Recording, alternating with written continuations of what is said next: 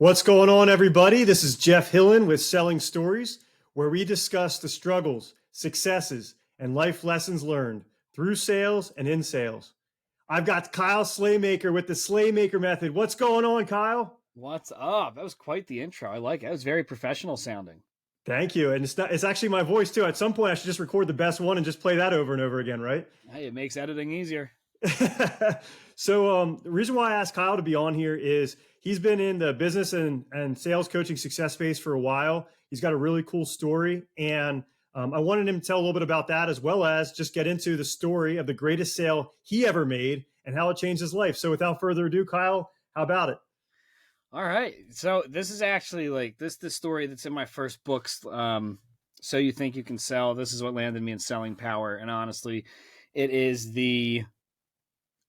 still to this day, all these years later, the most impactful moment in my sales career. I was working at a local car dealership. I will omit their name, but I'm sure they wouldn't care if I used it anyway. Family-owned dealership, and it was my very first sales job. And all of a sudden, after about like a month, 2 months, maybe 3, I was selling like I thought a car salesman should sell, how I was trained to sell, right? Very commission focused, keep the car at the highest price. If you need to take an L, you take an L, but you try to keep the commission high. And one night that literally all changed in a really dramatic and impactful fashion, which if anybody knows me knows I'm dramatic and impactful.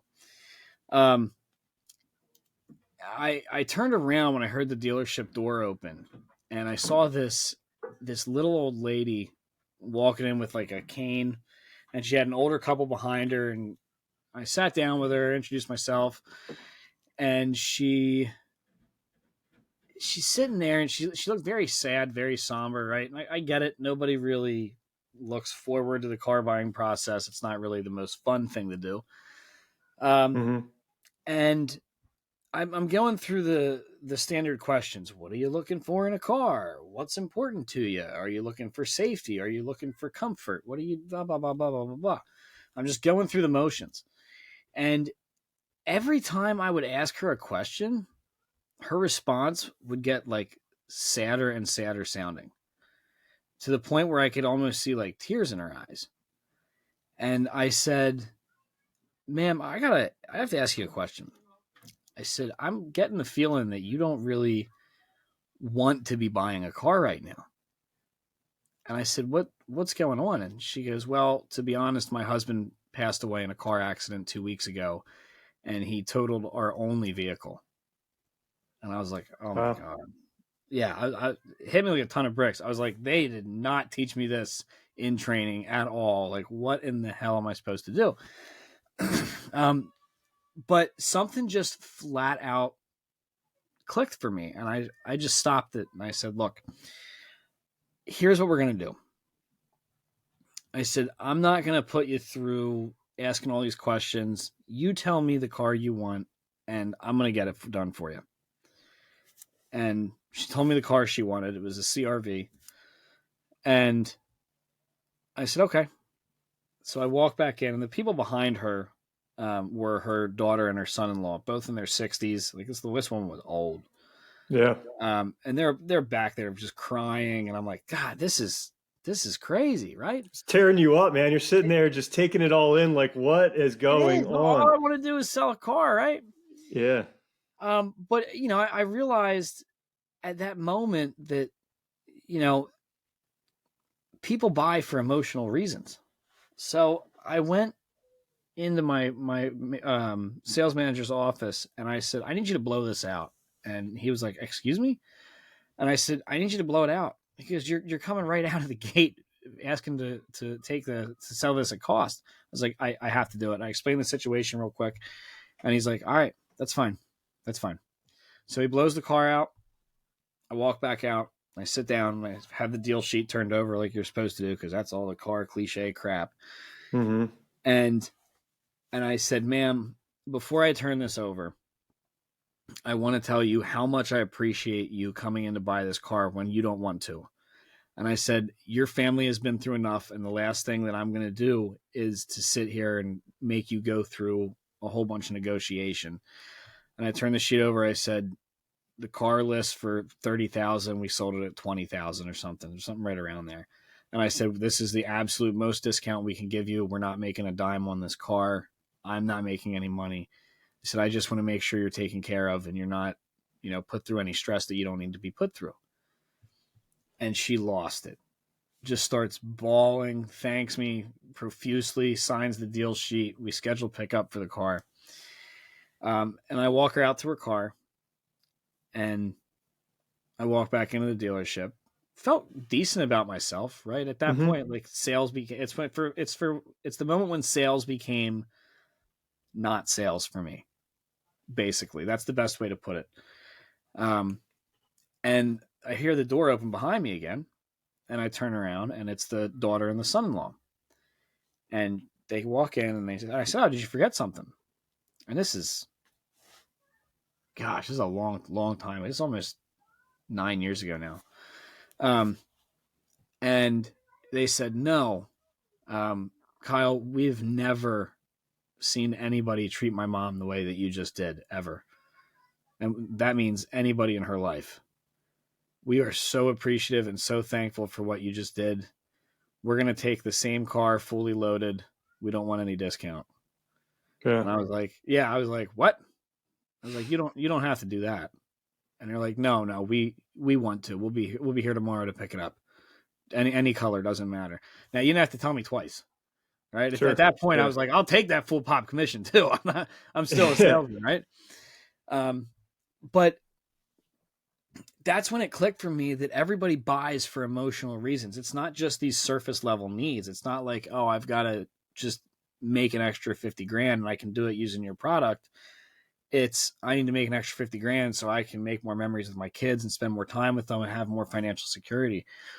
That's when I realized that when you play to those emotions, when you really focus on the need behind the need, the why behind the why, whatever you want to throw at it, that's when stuff changes for you. That's when I realized that that's how to sell ethically too, because that puts. Yeah, and I was going to say, Kyle, the thing that came to my mind right off the bat is what I love about your story and about the greatest success for you is, in fairness, the first part of your success you made no money on, and you took the, any sales guy could sit there and be like, I remember the biggest sale I ever made or the most money I ever made. And for you, the most impactful sale was where you discovered what sales really meant to you is how you could help other people. And in turn, the results you were going to get from making that first instead of making money first. That's such a misconception in sales, is that it's the money is the biggest reward. And if you're good at what you do, and a lot of people are, but if you're great at what you do and you make a boatload of money, that's cool.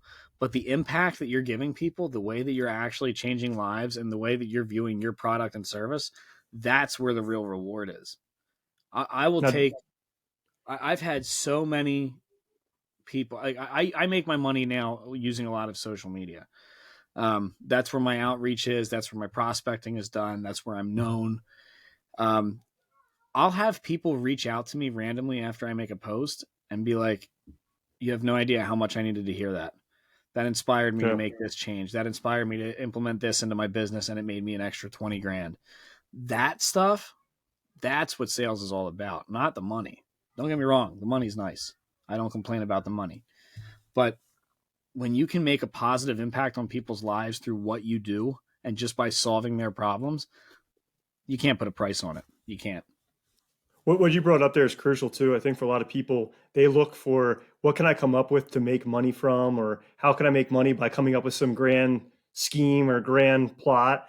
And if you lead with, I'm not sure who this is going to help or how it's going to impact somebody, but I'm just going to be consistent and put messages out there that I'm purposely pushing for other people to get something from without any immediate knowledge of how you're going to get that in return. That's where you start seeing success. That's where you start seeing the results. Oh yeah. 100%. 100%. So after that story, it stuck with you. You said it changed your life. Is that where the Slaymaker method and slaying the sale, which is such a great tagline, is that where it started? And what is that now? What is the Slaymaker method, slaying the sale, and how has that evolved to who you are today? I mean, that's when it was born, you can say, because that's when I really started crafting my own style of selling. Um, and from there, I sold everything from cars to telecom to water softeners to medical shoes. I've sold so many things. But I take what I learn in every market, every vertical, and I just kind of tweak it to my own style. Because I've been through a lot of sales training, and that's how I started Hmm. my company.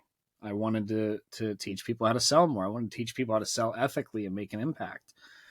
Um, I've been through Grant Cardone. I've been through Miller Hyman. I've been through David Lewis. I've done some stuff with Sandler, Mike Hamburg. I've been through so many people, so many trainings.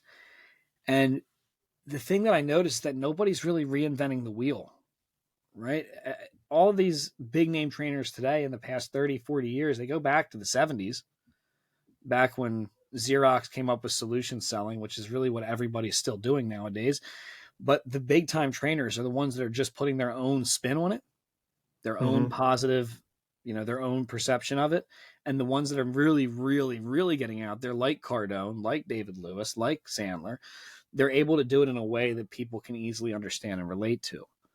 So when I had that big aha moment back when I was selling cars, that's what I started to do. I started taking all these little bits of trainings that I had and put them in a way that were easy for me to understand and easy for me to implement. So when I started the Slaymaker method now 4 years ago, I think, it's a combination of everything that I've learned, and I'm still learning. I'm always going to learn. It's Hmm. everything that I've learned and am learning that I'm able to teach to other people and other companies as I rework their sales strategies. And we do branding consulting too, because I've had such success at building such a large brand with very, very, very little capital needed. Um, Do you have a? I was going to say, do you have a story behind kind of either one? Now, again, I know it's an evolving sales strategy, just like all of us. We all evolve. We are all learning. We're lifelong learners. But do you have a specific story that sticks out of taking some of those tactics, making it your own, and somebody that you helped, and the result from that? Honestly, it would be hard to pinpoint just a single one. I've had people, if you go through I have a private Facebook group that I run. Um, there's a guy in there that has closed hundreds of thousands in a month to 2 months just out of using the stuff that I taught. And again, I'm not reinventing the wheel. I'm just able to relay it in ways that people are easily able to relate it to and implement it. Hmm. Um, I've had people from all over the country. I've had people from Canada. I've had people from Spain read my books and be like, "Oh my gosh, this is incredible. The way that you're able to just make us understandable to me is perfect." I was able to implement it immediately. So those would probably be some of the best success stories of the people that I've never intended to influence, Sure. right? That found my book, that found listened to Slaying the Sale and just ran with it. Um, yeah, that's probably the best way I can answer that question. There's stories all No, over the it's place. and I guess my other part to that I wanted to ask was when you started getting some of that feedback, did you adjust anything that you were doing based off the feedback you were receiving, or did you stick to what made the most sense to you and just keep adding to it? No, I didn't. I didn't adjust anything. I didn't feel the need to. What I was doing was working. So I just stuck to what I knew and I kept pushing along, kept pushing books out, kept pushing episodes out of Slaying the Sale, Yeah. started doing public speaking and speaking at events around the country and this and that. And I just kind of keep rolling with it. Well, no, it's great. And another topic I know we connected on that I wanted to hit because I know it's going to impact a lot of people is we all deal with kind of our own demons or our own issues. And you put a post up on Facebook not all that long ago, and you were very transparent, very open, which again, really appreciate because I think today, the more you can be open and transparent about what you're dealing with, the more people can connect with you. But you talked about, hitting a milestone for sobriety, and I was hoping you could let people know maybe some of the struggles that you've dealt with personally and how you've continued to fight through them and in a lot of cases overcome some of it. Yeah, absolutely. So tonight is actually 60 days of being sober. Man, congrats. Thank you. Thank you very much. It definitely means a lot to me. Um, so a few years ago, I think it was right before I started my business or right after I started my business, I lost my little brother. He was,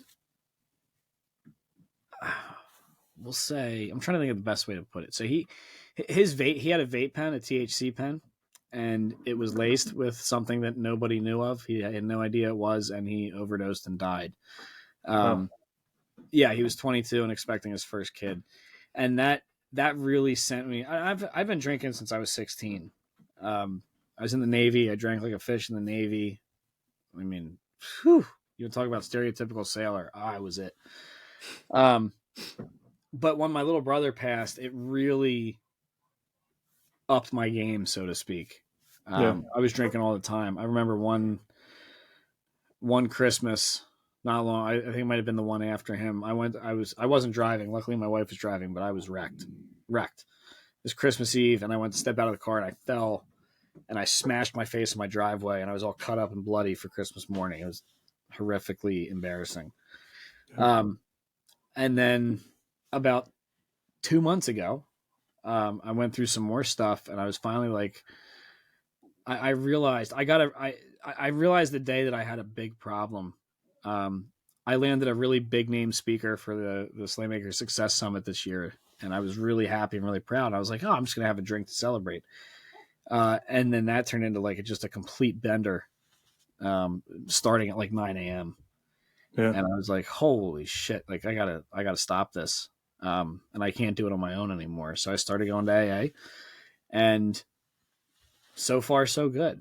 I still Yeah. have cravings and stuff, and that's kind of like the biggest lesson here. Like when you have cravings, man, call somebody, fight through them, man, because you don't want to go back. You don't want to backslide.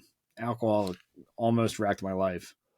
Well, I know I told you when you posted that one of my best friends continues to battle alcoholism, and he's been in and out of rehab so many times. He's actually currently in rehab now, and I know when I reach out to him, and when you said that, I reached out to him right after that, after your post, just because it made me think of him instantly.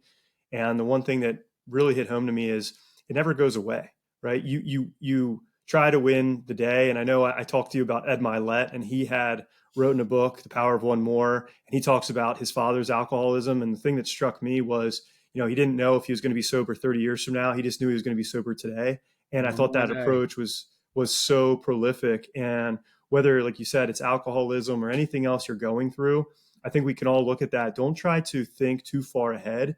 Think about the now, think about today, and just keep winning the day. And so I just wanted to talk about that because I know your story is so personal, but it's so impactful. And I just really appreciate you willing to talk about that. Yeah, yeah, of course. One of my biggest, one of the things. It sounds cocky to say one of the things I'm known for, but um, I'm always very open about who I am. I'm open about my good days. I'm open about my bad days, and I do that for a reason. If my bad days, if I can be open about them, if I have a really crappy day or I'm going through some stuff, if me telling that story or me telling what's going on impacts just one person, it's worth it. It's worth it. You never know. Like, and I honestly, I learned that with my first book. Um, I put the book out, So You Think You Can Sell, strictly as a branding tool. I didn't expect it to sell. I didn't expect it to go anywhere. I literally just said, this way I can say I'm a published author, and it's going to label me more as an authority in the field. Mm-hmm. Um, and then, like 3 hours after it released, it became bestseller and was ordered in 10, 12 different countries, and I'm getting all these reviews. And I was happy with it. But again, I didn't do it for the money. And if anybody puts a book on Amazon, you better not be doing it for the money, because you're not going to get paid anything. But a few days later, I got a call when I was in CVS getting my wife medicine, and it was from Gerhard Schwantner, who started and founded Selling Power, the magazine. For those of you that don't know, Selling Power is the leading publication for sales, the sales industry. Gerhard started it many, many, many years ago. He was offered $10 million to sell the magazine, and he said no. Like, it's an amazing magazine. What did you think when you answered the phone and he said it was him? I mean, what was your I first thought it thought? was Did you bullshit. believe it or no? No, heck no, no way. It was a West Virginia number, and I'm going to spare you my attempt at Gerhard's accent because he's Austrian or Hungarian, and I have terrible accents. So I was like, okay, yeah. I was like, who's this? He's like, no, this is Gerhard. See, I went into it anyway. He's I like, this kind is of liked Gerhard it. I kind of Schwann. liked it. I Yeah. didn't hate it. I didn't hate it. So yeah, he says, this is Gerhard Schwann. I of Selling Power. Is this Kyle? I read your book, and I was like, what? I was like, all right, who's this really? He's like, no, this is really me. This is really me. And he read the book where I tell that same story that I told at the beginning of our podcast. Yep.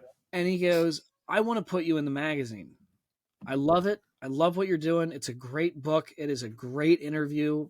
You got it. You got to let me interview you live in the magazine. So I did it. And that's kind of when I made this promise to myself that if I had any fear of talking about something, I'd immediately talk about it. Yeah, Right? that's great. If anything gave me fear, if I was scared to do anything, I immediately was like, it's go time. We're doing it.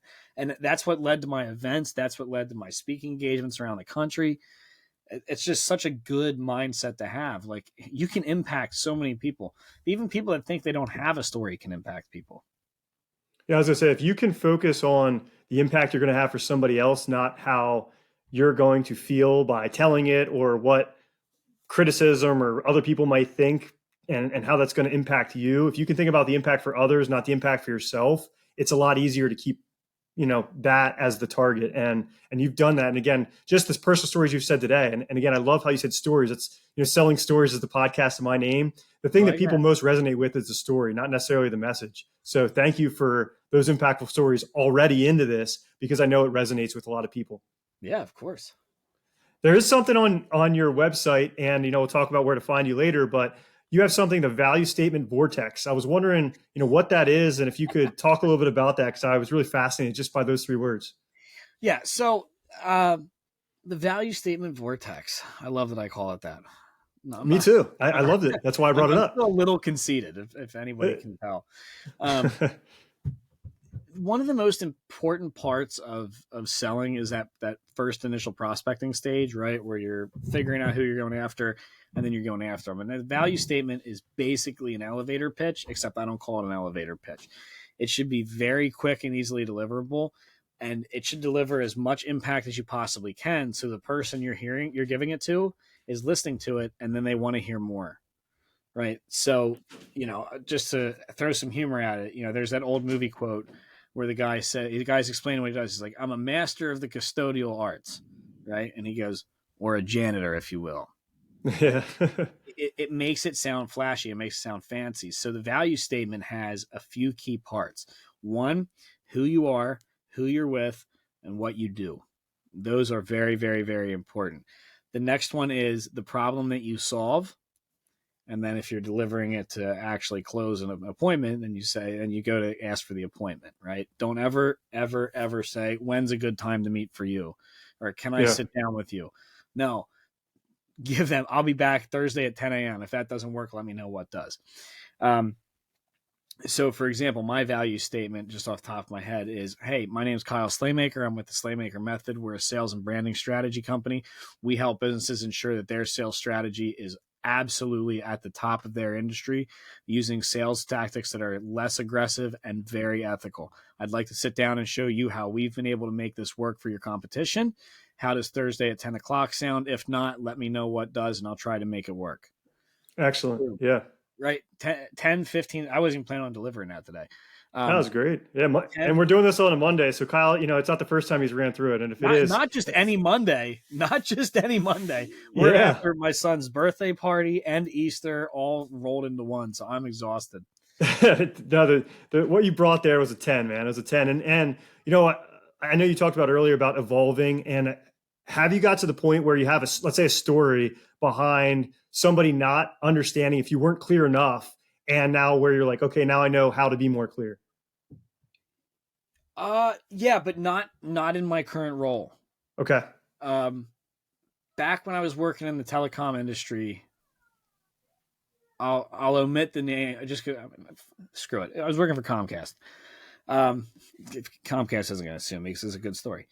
Yeah, sure. This is before I was really, really big into doing my own sales training, sales development. And I guarantee you, my old sales coach, is going to listen to this and be like, he's going to text me and be like, I guarantee you were worse than you made yourself sound. Okay. Let's hear it. The value statement that I use is just basically, hi, my name's Kyle. I'm with Comcast. We help businesses with their internet needs. And everyone's like, it's 2018. Everybody has internet. What are you doing in my work? Right. Like, and I was in B2B space. And that was the cool thing, right? The B2B space, people are generally very nice to you. Generally. There were some people that like literally threw me out as soon as they saw Comcast on my shirt. In the residential side, you get a little bit more, we'll say, temperamental people. Yeah. So I realized that I had to go a little bit deeper. I couldn't just say, I'm Kyle, I work for Comcast. Let's meet. I'm going to fix your internet, right?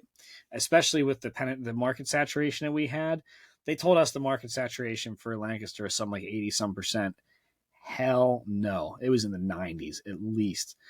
And then the areas that they didn't have us in were because we couldn't get in there because townships blocked us out, which is illegal. You're not allowed to do that, but they did it anyway.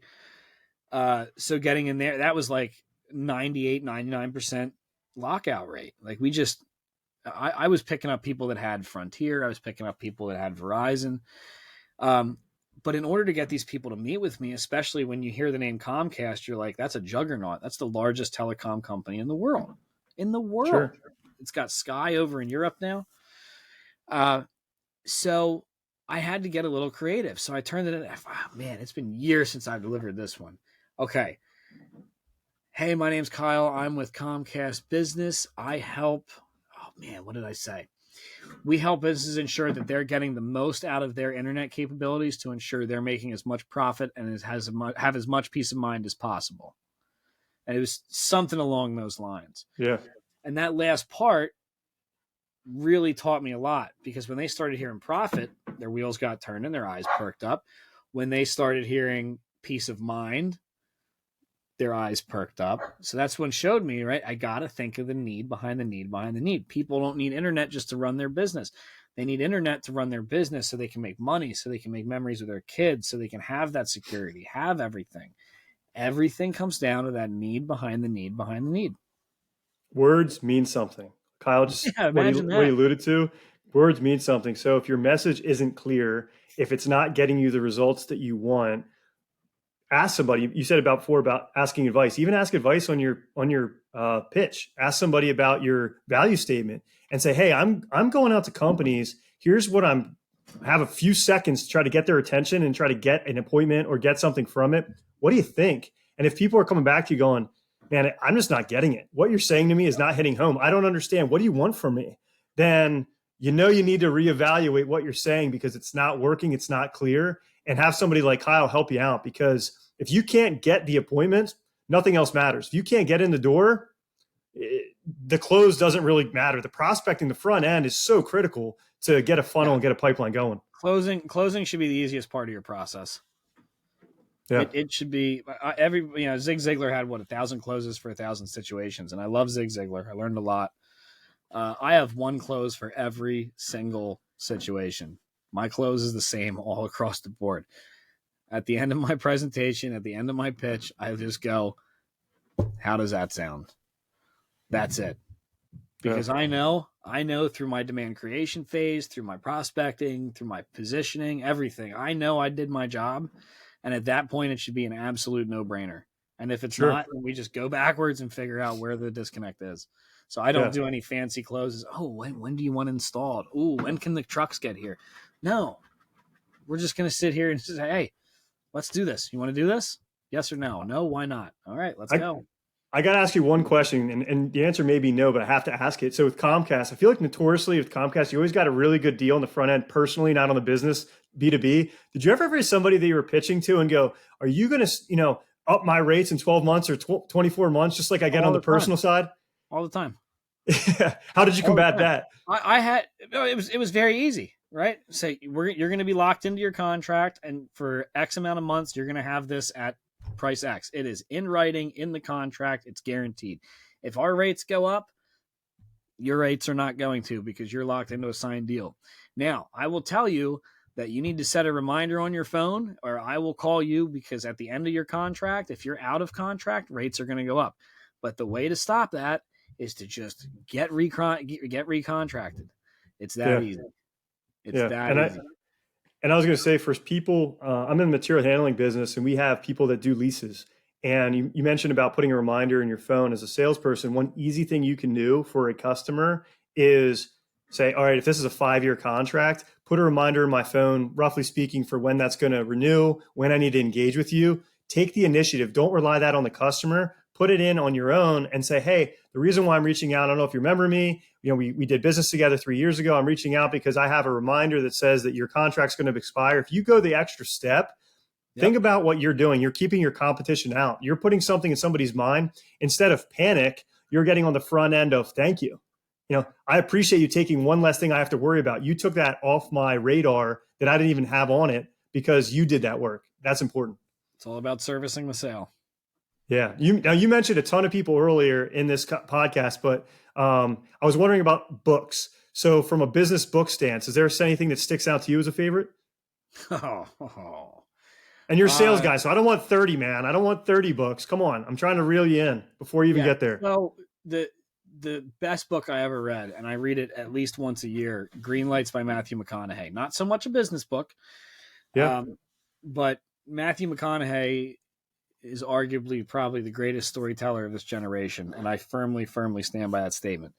I guess I shouldn't have turned him down for this podcast. He keeps reaching out to me. And I just keep saying, Matt, I'm so booked. I'll get him on Slaying the Sale. I've had some big names on Slaying the Sale. I will land McConaughey somehow. No, that's cool. Somehow. So what do you think about the book? Why does it stand out to you? There's just something about it. It's the whole, for those listeners that haven't read it, the whole mindset behind green lights is that life gives you basically traffic signals.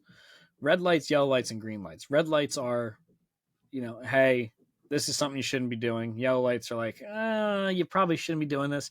And then green lights are like, hey, this is a big life-changing moment. And there's a lesson to be learned here. You need to be paying attention to it.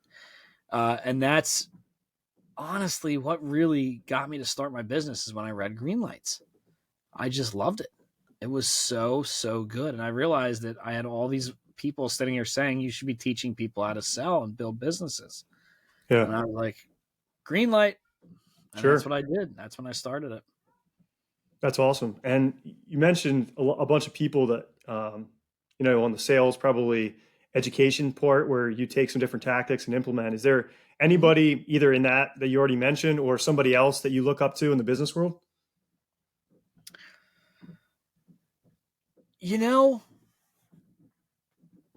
That's a good question. Not that I don't look up to people. I look up to everybody. Anybody that's on a higher plane than I am, I look up to.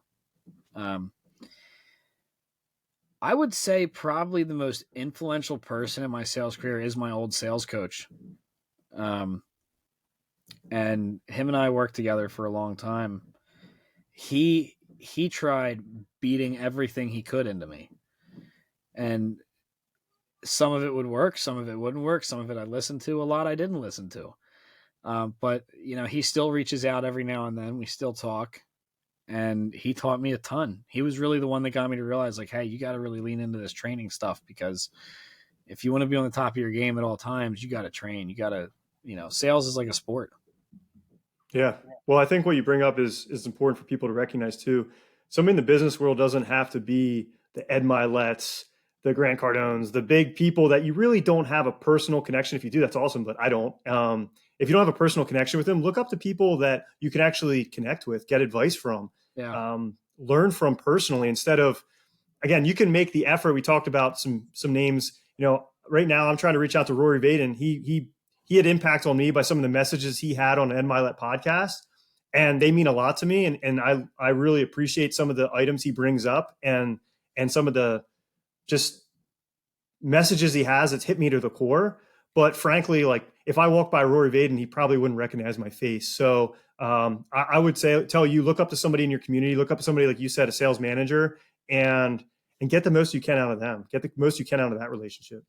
Yeah, you're absolutely right. And to give you guys a little bit of motivation here, don't be afraid to reach out to some of these people. Like the reason I got some of the guests that I have on Slaying the Sale is because I just reached out. Yeah. Right? It took a little bit. took a little bit to get on their radar. But it's amazing what you can do if you just try. Yeah, if you don't swing the bat hard enough, you're not going to hit a home run. You're probably going to strike out a bunch, but who cares? Exactly. Nobody remembers how many times you strike out, but people are going to, look at the guys in the MLB. They look at how many home runs a guy hit, how many RBIs does a guy hit, how many big plays has that person made, not how many, if they went 1 for 3 and they hit a home run, they talk about the home run. They don't talk about the ounce that he got. So I totally agree with you. Exactly. So if people are struggling in sales, I mean, this is the insight for Slaymaker right now. If you're struggling in sales, what advice do you give somebody? Figure out where your weak point is and attack the crap out of it. Okay. Or just talk to more people. Right? You can get strategic, or you can just go shotgun method and talk to as many people as you possibly can. Right? Sales is still a numbers game at the end of the day. Those that have better numbers are those that train and that know what they're doing, but you can easily increase your sales by either way. I recommend. And I think you and I both can say, we feel confident in our abilities, but you still go through personal situations where you kind of feel like you're not exactly getting that day maybe, or that hour where you want to go. If you're starting to notice that from yourself, what do you do to try to maybe hit the reset button or go back to ground zero? If I notice that, this is a trick that I learned back in the car dealership. I will do something to break up the routine. Could be something as small as going to breakfast at a new restaurant, or just be like, I'm going to stop by McDonald's on the way to work. Could be working out at a different time. Just do something to throw a little bit of variety into your routine and break it up. That's one of my tried and true methods. It works constantly. I like that a lot. Thank you. And the topics we discussed today, like I said, I knew when we got together it was going to be great because you are a storyteller. You have a lot of great stories to share. So I was excited to have you share that with me and with the guests. The other thing I didn't say earlier, but you mentioned it. Thank you for your service. I know a lot of times that goes, just we take it for granted here in the States, where there's a lot of people that make a lot of sacrifices for our freedom and for the things that come so, I guess, I don't know, they come so easy to us every day. And I know from me to you, I really appreciate that sacrifice you made, and it doesn't go, I guess it's not forgotten. I think it's just, we forget to say it enough, if that makes sense. Yeah. The cockiness in me is going to say, you're very welcome. I like it. Every time somebody thanks me for my service, I'm like, look, back then I was so young. I mean, it was right out of high school. I didn't even walk at graduation because I was in boot camp. Wow. Well, yeah. So I didn't want to. What I don't want to do is for people that heard your episode here now and what you're about, where can they find you? What's the best way to connect with you? All right, so you can find me via my website, www.theslaymakermethod.com. You can text me, email me, Kyle at the Slaymaker Method. Text is 717-823-9029. Everyone's like, are you giving out your personal cell phone? Yes, I'm giving out my personal cell phone because I want to engage with you. I want you to reach out and say, hey, I'm struggling. Can you help me with this? Anything. I don't care. Mm-hmm. Facebook, everybody knows I'm active on Facebook. That's where I do the majority of my business. That's just where my target audience has been lately. Some of it on LinkedIn too. Kyle.slaymaker.54, or just search Kyle Slaymaker. I'll be the one with the blue check. I do have a verified account. So it makes me feel special. I was gonna say it makes it easy. If you can remember the word Slaymaker, either the Slaymaker method, slaying the sale, something, they will find you. Yeah, just Google me. Right? Nothing says cocky like just Google me. There you go. Hey man, sometimes people want to know what they're getting into is somebody that knows they can get results from, right? That it starts with your ability to deliver results for it to mean something enough to take their time to reach out. But I love it. And I love this episode. Again, you were great. I appreciate you doing this. I know it's coming off of, like you said, a difficult weekend, but for everybody out there, go find Kyle, listen to Kyle, what he's saying. He's about some great messages. And again, appreciate you doing this, man. Of course. Thanks for having me. I appreciate it, Jeff. Yeah, man. So Jeff Hillen, Kyle Slaymaker, selling stories. Till the next time, everybody, have a great day.